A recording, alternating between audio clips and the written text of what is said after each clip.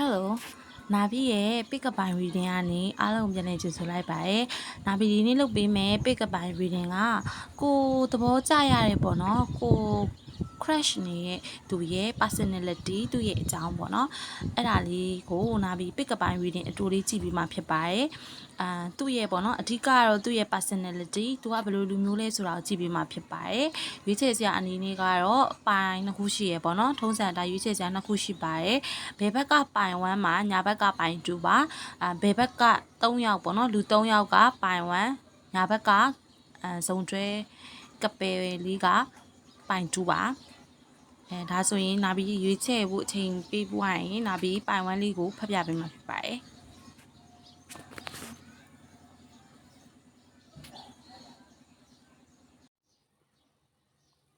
ပထမဦးဆုံးပိုင်1လေးတွေကိုရွေးချယ်ရတဲ့သူလေးတွေရေပေါ့နော်ကိုသဘောကျရတဲ့တစ်ဖက်သူရဲ့personality ကဘယ်လိုမျိုးဖြစ်မလဲပေါ့နော်သူကဘယ်လိုလူမျိုးလဲပေါ့နော်ဆိုရင်introvert ပုံစံမျိုးလေးရှိရယ် introvert ပုံစံ type ပေါ့နော်သူရဲ့ type က introvert ပုံစံ type တယောက်တည်းနေမယ်နောက်တစ်ခုကကျတော့သူကအဲ့လိုပေါ့နော်လူအများနဲ့အပြင်ကိုရှောက်သွားရတာရှောက်လေရတာတဲ့သူ့အနေနဲ့တယောက်တည်းသူဥပမာဆိုရင်လည်းစာဖတ်ရတာနောက်တစ်ခုကသူ့သဘောကျရတဲ့အလုပ်တွေပေါ့နော်အလုပ်ကင်ရတာအဲ့လိုမျိုးပေါ့နော်တယောက်တည်းအဲ့လိုနေရတာကိုသဘောကျတဲ့သူမျိုးဖြစ်တယ်ပေါ့နော်အပြင်နေသွားနေရတဲ့ချက်အိမ်မှာနေရဖြစ်ဖြစ်အဲ့လိုပေါ့နော်ပန်းချံတို့အဲ့လိုမျိုးတိတ်ဆိတ်တဲ့နေရာတွေမှာနေထိုင်ရတာကိုသူ့အနေနဲ့သဘောကျတယ်လူအများကြီးနဲ့လူစုလူဝေးနေထိုင်ရတာကိုသဘောကျတဲ့သူမဟုတ်ပေါ့နော်ပြီးတော့နောက်ပြီးဒီမှာတွေ့ရတာဆိုရင်ကိုယ့်ရဲ့တစ်ဖက်ပါတနာကလေအနုပညာစိတ်ပေါ့အနုပညာမျက်လုံးရှိရယ်ပြောချင်တာကတစ်ဖက်ပါတနာကအလုပ်ကိုင်နေဆိုရင်လည်းပေါ့နော်အဲ့လိုအနုပညာနဲ့ပတ်သက်တဲ့အလုပ်ဥပမာဆိုရင်လည်းတရုပ်ဆောင်တို့မင်းသားတို့အဲ့လို model တို့အဲ့လိုမှအနုပညာအလုပ်ကိုပြောတာမဟုတ်ဘူးသူအနေနဲ့ပကြီးဆွဲတာအဲ့လိုပေါ့နော်တစ်ဖက်ပါတနာမင်းကလေးဖြစ်မယ်ဆိုရင်အဲ့လို makeup တို့ makeup artist တို့အဲ့လိုပုံစံမျိုးပေါ့နော်အဓိကတော့အဲ့လိုမျိုးသူ့ရဲ့ပေါ့နော်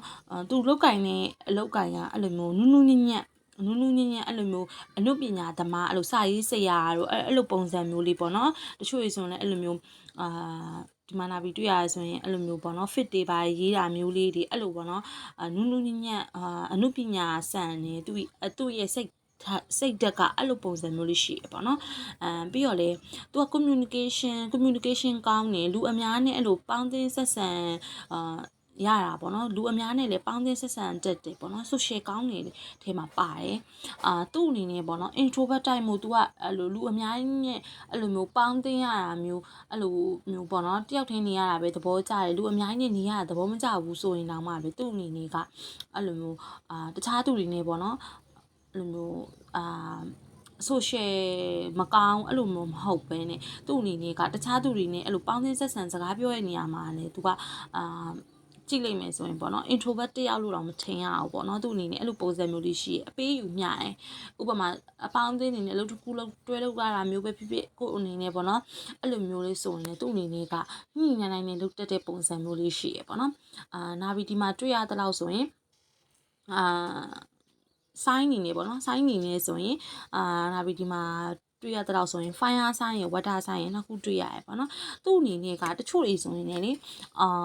ကိုယ့်ရဲ့ဒီတစ်ဖက်ပါတနာကလေငွေကြေးပြည့်စုံတဲ့ထဲကမိသားစုရဲ့ပြောမယ်ဆိုရွှေလူဥထားရတဲ့ตาပဲဖြစ်ဖြစ်သမီးပဲဖြစ်အဲ့လိုပုံစံမျိုးလေးတွေ့ရရပေါ့နော်တစ်ဖက်ကိုယ့်ရဲ့ပါတနာကပေါ့နော်မိသားစုရဲ့အချစ်ခံတွေလုံးဝမိသားစုရဲ့အချစ်ခံလေးအဲ့လိုပုံစံမျိုးလေးတွေ့ရတယ်ပေါ့နော်မိသားစုမှာဆိုရင်အရန်ကိုမှအချစ်ခံရတဲ့အလိုလိုက်ခံရတဲ့သူလေးဖြစ်တတ်တယ်ပေါ့နော်ပြီးတော့သူ့အနေနဲ့ကလေintrovert type သူလူအများကြီးနဲ့ပြောဆိုဆက်ဆံရတာသဘောမကျဘူးတယောက်တည်းနေရတယ်ပေါ့နော်သူ့အနေနဲ့ကြည့်လိုက်မယ်ဆိုအေးအေးလေးလို့သူကထင်ရပြီမဲ့သူ့အနေနဲ့သူ့ကိုပေါ့နော်အဲ့လိုမျိုးမနာလို့မုန်းထားတာပဲဖြစ်ဖြစ်သူ့ကိုပေါ့သူ့လာထိပ်ပဲဆိုရင်သူကလုံးဝသိခံတဲ့ပုံစံမျိုးမရှိဘူးအဲ့လိုပြန်ပြီးတော့လက်တုပ်ပြန်ရမှာအဲ့လိုမျိုးပေါ့တည်နေတဲ့သူပေါ့နော်အဲ့လိုပုံစံမျိုးလေးပေါ့သူ့ရဲ့စိတ်နေစိတ်ထားရပြောရမယ်ဆိုအဲ့လိုမျိုးလေးရှိရပေါ့နော်ဒီမှာနာပြီးတွေ့ရတာဆိုရင် feminine energy တက်များတယ်ကိုယ့်ရဲ့တစ်ဖက်ပါတနာကပေါ့နော်တစ်ဖက်ပါတနာကယောက်ျားလေးဖြစ်မယ်ဆိုရင်လည်း feminine တက်များတယ်ပေါ့နော်ဒါလေးကတော့နာပြီးoracle လေးကိုကြည့်ပြီးတာပေါ့နော်နောက်တစ်ခုကနာပြီးတားတော့ကိုကြည့်ပြီးပါမယ် နောက်တစ်ခုကပေါ့နော်သူကစိတ်နေစိတ်ထားအရပြောရမယ်ဆိုရင်လေသူကတခြားသူတွေသူ့ဘလို့ပဲပြောပြောသူကဂရုစိုက်တတ်တဲ့ပုံစံမျိုးမရှိဘူးနောက်ဆုံးပြောရမယ်ဆိုရင်သူမိဘတော်မှာသူ့အဲ့လိုမျိုးပေါ့နော်ကန့်ကွက်တာတို့တားမြစ်တာတို့ဆိုရင်သူတကယ်အဲ့ဒီအရာပေါ်မှာစိတ်အားထက်သန်နေပြီဆိုရင်လုံးဝမရအောင်သူကတစွတ်ထိုးစံတယ်လှုပ်တဲ့အကျင့်ရှိရပေါ့နော်အဲ့လိုပုံစံမျိုးလေးတွေ့ရတယ်ပြီးတော့လေအဲ့လိုမျိုး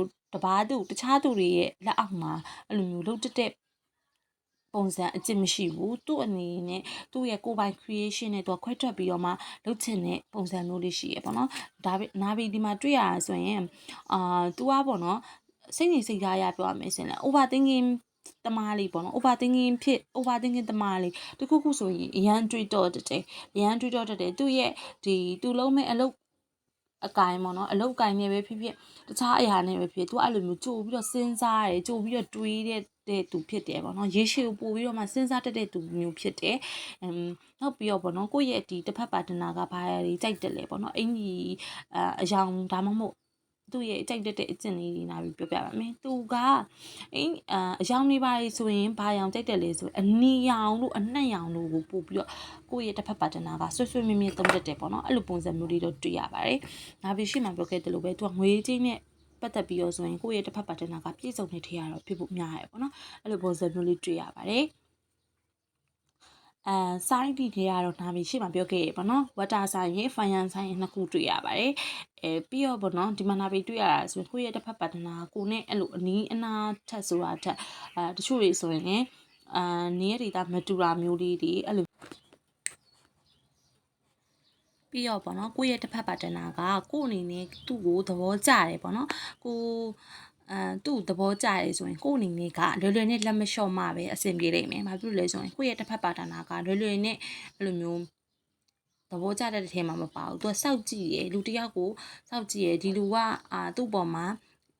တကယ်စိတ်ရင်းမှန်လားအဲ့လိုမျိုးပေါ့နော်။ तू ကအဲ့လိုမျိုး relationship မှမဟုတ်ဘူး friendship တောင်မှ तू ကအဲ့လိုမျိုးလူတယောက်ကိုအရန်အဲ့လိုမျိုးစိတ်ရင်းနဲ့ပေါင်းနေဆိုတာရှားရယ်ပေါ့နော်။အရန်ခင်မင်နဲ့သူဆိုတာအရန်ရှားရတယ်အဲ့လို तू အပေါင်းသေးဆိုရင်လည်းအဲ့လိုမျိုးအများစားအရန်မရှိဘူး။ तू စိတ်ရင်းနဲ့ပေါင်းနေသူကတစ်ယောက်နှစ်ယောက်လောက်ပဲအဲ့လိုပုံစံမျိုးလေးတွေ့ရတယ်ပေါ့နော်။ကို့အနေနဲ့သူ့သဘောကျတယ်ဆိုရင်ကို့အနေနဲ့ကလွယ်လွယ်နဲ့လက်မလျှော့တဲ့သူကို့အနေနဲ့ပေါ့နော်တခါတလေကြာရင်စကားတွေပါတက်ပြောရင်တော့မှ तू ကကိုက9ခွန်းလောက်ပြောပြီးဆိုရင် तू က1ခွန်း2ခွန်းလောက်ပဲပြောရမျိုးနည်းနည်းတော့ခြေတက်တဲ့တိုက်ထဲမှာပါတယ်ပေါ့နော်နည်းနည်းအခြေတိုက်လေးမာနာတော့နည်းနည်းကြီးရဲ့ထဲမှာပါပါတယ်ဒါကတော့နာပြီးကိုသဘောကျရတဲ့ပေါ့နော်တစ်ဖက်သူရဲ့ personality သူ့ရဲ့သူကဘယ်လိုလူမျိုးလဲဆိုတာကိုနာပြီး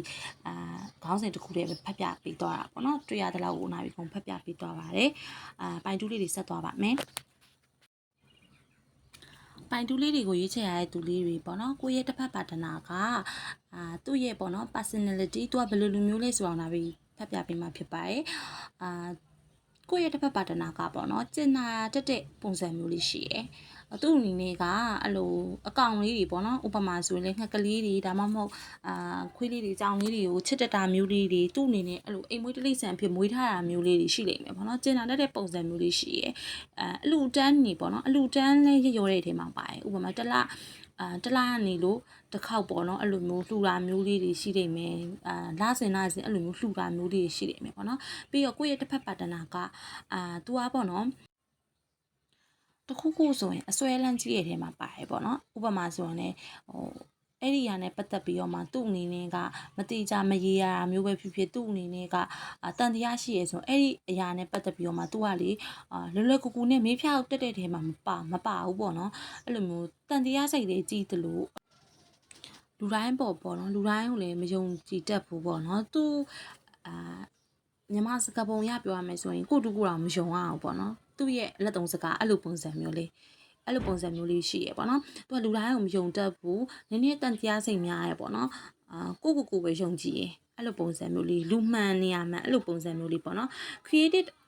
အရန်ကောင်းတယ် creative အရန်ကောင်းတယ်ပေါ့နော်တချို့တွေဆိုရင်ဒီပိုင်ကိုရွေးတဲ့သူတချို့ကလေကိုပိုင်အလုပ်ဆိုတာမျိုးထက်ပေါ့နော်အများစုကအဲ့လိုကြောင်းတက်နေတာမျိုးလေးတွေအဲ့လိုပုံစံမျိုးလေးတွေတွေ့ရတယ်လုပ်ငန်းခွင်ကိုဝင်တဲ့သူဆိုတာတော့တိတ်ပြီးတော့နာပြီးဒီမှာတိတ်မတွေ့ရဘူးတချို့တွေဆိုရင် overseas သွားဖို့အတွက် try နေရမျိုးလေးတွေအဲ့လိုပုံစံမျိုးလေးတွေ့ရတယ် creative အားကောင်းနေပေါ့နော်အရန်လဲအမျှော်အမြင်ကြီးရယ်နာပြီးဒီမှာတွေ့ရတဲ့လောက်ဆိုရင်သူတို့ရဲ့ပေါ့နော် standard တစ်ခုရှိရယ်ကိုပိုင်စံနှုန်းတစ်ခုရှိရယ်အဲ့ဒါကဒီပေါ့နော်ဘဝအတွက်လည်းဖြစ်ခြင်းဖြစ်နိုင်မယ်သူတို့သဘောကျရတဲ့ဒီ relationship အတွက်လည်းဖြစ်ခြင်းဖြစ်နိုင်မယ်ပေါ့နော်အဲ့လိုမျိုးရည်ရွယ်ချက်ကြီးမှန်းချက်ကြီးရယ်သူတို့သဘောကျတဲ့သူဆိုရင်လည်းတချို့ဆိုရင်လည်းရှိရမလားဘယ်လိုပုံစံမျိုးဘယ်လိုတိုက်မျိုးမှသဘောကျမယ်သူလည်းအဲ့လိုပဲနည်းနည်းကိုပိုင် standard ပေါ့နော်အဲ့လိုမျိုးစံနှုန်းတစ်ခုရှိပြီးသားသူကိုယ်တိုင်ကလည်းအဲ့လိုပေါ့လူမျိုးကိုသဘောကျတာမျိုးအဲ့လိုပုံစံမျိုးလေးနာပြီးဒီမှာတွေ့ရရပေါ့နော်နာပြီးရှေ့မှာပြောခဲ့တဲ့အတိုင်းပဲသူကလူတိုင်းကိုမယုံကြည်တတ်ဘူးကိုကိုပဲယုံကြည်ရပေါ့နော်အဲ့လိုပုံစံမျိုးလေးသူ့အကြောင်းသိဖို့က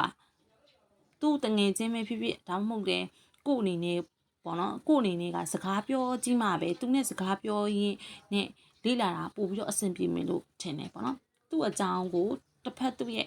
ဒီတငယ်ချင်းနေရာဖြစ်အကုန်လုံးမသိနိုင်ဘူးသူကအဲ့လိုမျိုး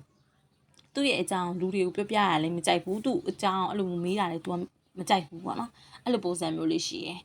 privacy ကိုအရန်ကိုမှ sensitive ဖြစ်တဲ့သူပေါ့နော်အဲ့လိုကိုအနေနဲ့ကသဘောကျတယ်ဆိုရင်စကားပြောနေရဲ့ဆက်ဆံရေးရှိမယ်ဆိုရင်ပေါ့နော်စကားပြောနေနေမှာသူ့အကြောင်းအဲ့လိုမတိမတာလေးပြောတာမျိုးဖြစ်လို့ပေါ့နော်ဒါပေမဲ့ तू ကတော့စကားတွေပါရဲ့အဲ့လိုမျိုးသူ့အကြောင်းမေးတာမျိုးတော့မကြိုက်ဘူးဆိုတော့ကိုအနေနဲ့ကိုရဲ့ဒီညံပေါ်မှာလည်းမူတည်ရပေါ့နော်ကိုဘလို့သူ့စကားပြောမလဲဆိုတာပေါ့မူတည်ရပေါ့နော်အဲ့လိုသူ့အကြောင်းမေးတာတို့ပြောတာတို့ဆိုတော့သူကသဘောမကျတဲ့အထဲမှာပါတယ်ပေါ့နော်အဲ့လိုပုံစံမျိုးလေးတွေ့ရတယ်ထက်မြက်တယ်ကိုအနေနဲ့ကိုစကားတခုံးပြောလိုက်မယ်ဥပမာပေါ့နော်ဒီပိုင်ကိုရွေးတဲ့သူကလေကိုရဲ့တစ်ဖက်ပါတနာကညံအရန်ထက်တယ်ပေါ့နော် bright ဖြစ်တဲ့ထဲမှာပါတယ်အဲ့ဒါကြောင့်စကားပြောတဲ့ခါလေးမှာနည်းနည်းတော့သတိထားရမယ်ပေါ့နော်သူ့အနေနဲ့ကိုကတထွာလောက်ပြရင်သူတလန်လောက်မြင်တယ်အဲ့လိုမျိုးရှိရပေါ့နော်ကိုယ့်ရဲ့ဒီတစ်ဖက်ပါတနာကအဲ့လိုပုံစံမျိုးလေးရှိရအရန်ကိုမှ bright ဖြစ်တဲ့ထဲမှာပါတယ်အဲ့ဒါကြောင့်မို့ကိုယ့်အနေနဲ့တစ်ခါလေးကြာရင်ပေါ့နော်ဒါပေမဲ့အဲ့ခါမှာပေါ့နော်ကိုယ့်အနေနဲ့ကတထွာလောက်ပြရင်တလန်လောက်မြင်နေသူကနည်းနည်းပေါ့နော်မသိကြအောင်စောင့်နေမယ်ဆိုရင်တော့သူနဲ့ကိုယ်နဲ့ဆက်ဆံရေးတွေးကြည့်လို့ရရပေါ့နော်ဒါလေးကတော့နာပြီးတွေ့တာလေးပြောပြရပါတော့ကိုအနေနဲ့နည်းနည်းလေးပြောပြရင်တော့မှသူ့အနေနဲ့အများကြီးမြင်နေသူပေါ့နော်အဲ့ဒါတော့မှ तू ကမတိပါတာပုံစံမျိုးလုပ်နေမယ်ဆိုရင်ကတော့သူ့ရဲ့စိတ်ကိုတိနေပြီပေါ့နော်အဲ့လိုပုံစံမျိုးလေးရှိပါတယ်နာဘီဒီမှာတွေ့ရတော့သူနဲ့ကိုယ်နဲ့အဆင်ပြေမလားမိကုန်းကတော့နာဘီမကြည့်ပြပါဘူးတစ်ဖက်သူရဲ့ personality ပေါ့နော်ဒီဒီမှာပေါ့နော်ကိုက်ညီဟာဆိုယူပေးပါမကိုက်ညီဘူးဆိုရင်မယူနဲ့ပေါ့နော်အရင် sensitive မဖြစ်ပါတယ်ကိုယ့်ရဲ့တစ်ဖက်ပါတနာကငွေကြေးရတော့အဆင်ပြေတဲ့ထဲရပဲဖြစ်ဖို့တွေ့ရတယ်ပေါ့နော်အရင်ချမ်းသာရဲ့ပုံစံမျိုးတော့မတွေ့အောင်ပိုင်ဝမ်းကလူကအဆင်ပြေတဲ့ထဲရပါတယ်နည်းနည်းတော့ပတ်စံရှိတဲ့ထဲရပါတယ်ပေါ့နော်ပိုင်တူးကလူကကြတော့ပိုင်တူးကလူကကြတော့အရင်ပတ်စံရှိအရင်ချမ်းသာရဲ့အဲ့လိုပုံစံမျိုးတော့မတွေ့အောင်အလဲအလက်အဆင်ပြေတဲ့ထဲရပေါ့နော်အဲ့လိုပုံစံမျိုးလေးတွေ့ရတယ်ပြီးတော့ तू ကအဲ့လိုမျိုးသူ့အနေနဲ့ပေါ့နော်ခရီးပါကြီးသွားနေရမျိုးလေးတွေခရီးပါကြီးသွားနေရမျိုးလေးဆိုအဲ့လိုအပြင်ထွက်ကြတာရန်သဘောကျရဲ့လူပေါ့နော် introvert ထက် extrovert ပုံများရဲ့ကိုယ့်ရဲ့တစ်ဖက်ပါတနာကိုယ့်ရဲ့ကိုယ်သဘောကျရဲ့လူอ่ะပေါ့နော်အဲ့လိုပုံစံမျိုးလေးရှိပါတယ်ပြီးတော့fashion အမြင်ရဆိုရင်လည်းအရင်တည်တက်ဝတ်တဲ့ထဲမှာမပါအောင်တည်တက်ဝတ်တယ်ဆိုတာအရင်ပေါ့နော် fashion အမြင်ကအရင်လမ်းနေအဲ့လိုဝတ်တက်စားတဲ့အဲ့လိုပုံစံမျိုးထဲမှာမပါဘူးသူ့အနေနဲ့ကနည်းနည်းတော့သူ့ရဲ့ fashion ကနည်းနည်းရိုးရှင်းတဲ့ထဲမှာပါတယ်ပေါ့နော်ပြီးတော့လေပေါ့နော်ကိုယ့်ရဲ့တစ်ဖက်ပါတနာကသူကပေါ့နော်သူလိုချင်တဲ့အရာဆိုရင်သူမရရအောင်သူအဲ့ဒီအရာအတွက်အစွမ်းကုန်စူးစမ်းပြီးတော့မှရေကုန်ရေခမ်းစူးစမ်းပြီးတော့မှရအောင်ယူတတ်တဲ့ပုံစံမျိုးပေါ့နော်အဲ့သူမလိုချင်ဘူးဆိုရင်လည်းဘလောက်ပဲပေးဘလောက်ပဲပေးသူ့အနေနဲ့ကလှလူရှူထားတယ်အဲ့လိုပုံစံမျိုးလေးရှိရပေါ့နော်ဒါကိုနာပြီးဥပမာပြောပြရမယ်ဆိုရင်ကိုယ့်အနေနဲ့ကသဘောကျရမှာလားသူ့စကားပြောနေနေမှာ flip တဲ့ပုံစံမျိုးလေးတွေတချို့ဆိုလည်းဒီပါစကားပြောနေနေမှာကိုယ့်သဘောကျနေရဆိုရင်ရိတ်မိရမျိုးလေးတွေပေါ့နော်तू ကအဲ့လိုမျိုး तू သဘောကျရသူဆိုရင်နည်းနည်းတော့ तू ကပြန် flip လိုက်မယ်စကားပြန်ပြောလိုက်မယ်ပေါ့နော်နည်းနည်းသဘောကျနေဆိုတာမျိုးနည်းနည်းတော့ပြန်ပြီးတော့အရေးအောင်တော့ तू ပြမှာပေါ့နော်ဒါပေမဲ့ကိုယ့်အနေနဲ့ကအဲ့လိုရေလာမြောင်းပေးပေါ့နော်မြောင်းတောင်ပေါက်နေပြီသူ့ဘက်ကမစင်းလာဘူးဆိုရင်ကတော့သူနဲ့ကိုယ်နဲ့ဆက်ဆံရေးကတော့အသိတင်နေပြီပေါ့နော်ဒါလေးကတော့ နောက်ပြီးဒီမှာတွေ့ရတဲ့လောက်ပေါ့နော်သူ့အနေနဲ့ကသူလုံးဝဟိုသူသဘောမကျတဲ့အရာသူမကြိုက်တဲ့အရာပေါ့နော်ဘလောက်ပဲအဲ့လိုပေးသူ့အနေနဲ့စိတ်ဝင်စားအောင်ဆိုရင်လုံးဝလှစ်လူရှုထားရဲပေါ့နော်အဲ့လိုပုံစံမျိုးလေးတွေ့ရတယ်ကိုယ့်ရဲ့တစ်ဖက်ပါတနာကအဲ့လိုပုံစံမျိုးလေးတွေ့ရပါတယ်ဆိုင်းအနေနဲ့ပေါ့နော်ပိုင်တိုးလေးတွေရဲ့တစ်ဖက်လူက